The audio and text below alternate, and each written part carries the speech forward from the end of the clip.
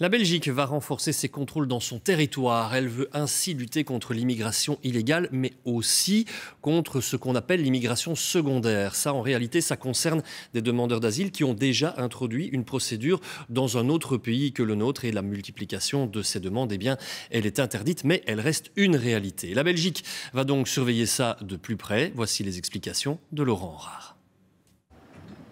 Des migrants arrêtés à la côte à la sortie d'un bus. Ce jour-là, ils tentaient d'entrer en Belgique sans autorisation. Ce type de contrôle va être renforcé suite à une décision du gouvernement fédéral.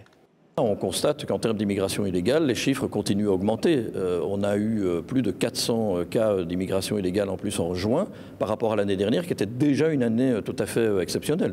Les contrôles auront lieu sur les principaux axes routiers et les aires d'autoroute, les lignes de bus internationales, certaines lignes de train et l'arrivée de certains vols intérieurs à l'espace Schengen.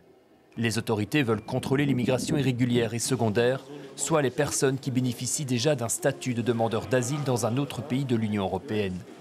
Les associations qui viennent en aide aux demandeurs d'asile s'offusquent de cette décision.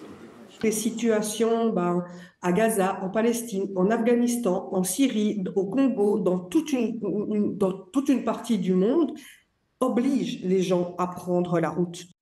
Les associations pointent l'exemple de l'Allemagne qui a déjà renforcé ses contrôles. Les résultats ne seraient pas ceux attendus.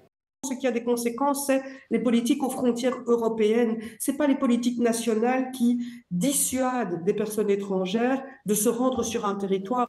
Autre question, quels moyens pour ces contrôles alors que la police manque déjà d'effectifs? Le ministre de l'Intérieur se montre confiant. Nous allons faire des réallocations de moyens et de moyens humains aussi. Mais comme on le fait, la côte, il y a une grande affluence pendant l'été. Ces actions seront menées en collaboration entre la police fédérale, la police locale et l'Office des étrangers.